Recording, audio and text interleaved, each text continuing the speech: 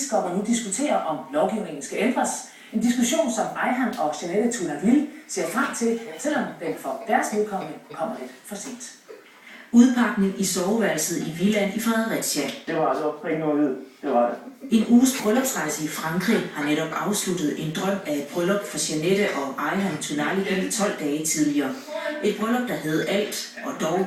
For skulle det have været helt perfekt, så ville vi rigtig gerne kunne have haft en præst, som kom med ud og videde os, og ligesom var med til at gøre vores dag endegyldigt.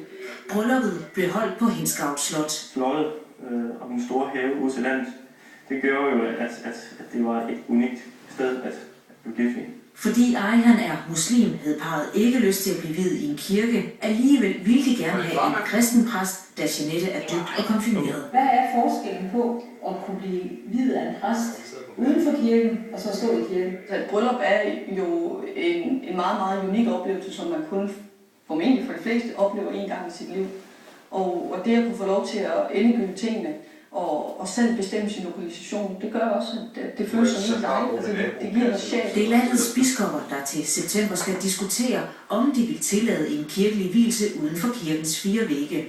På forhånd er der uenighed. Jeg synes, at det bør foregå i en kirke, fordi så har præsten ro til at foretage sig det, som præsten skal foretage sig, uden at være forstyrret. Jeg er i hvert fald indstillet på, og har været det hele tiden, at vi bør løsne den faste praksis, vi har, hvor vi jo siger nej. Det, jeg har noget imod, det er det der eventmageri, som jeg synes, det er omkring bryllup og nogen der. Det gør præsten til statist i den seance der. Det skal præsten ikke være. Præsten skal være præst i sin kirke og holde det bryllup, og ikke statist ude i en klogemark. Vi bør også forstå, at folk faktisk har et seriøst ønske om det. Det er ikke bare pjat. Tilbage i Fredericia tror hverken Ayhan eller Jeanette på, at biskopperne fremover vil lade danskerne blive kirkelig viet uden for kirken. Jeg tror, at de går imod det, fordi de har deres normer og deres værdier i kirken.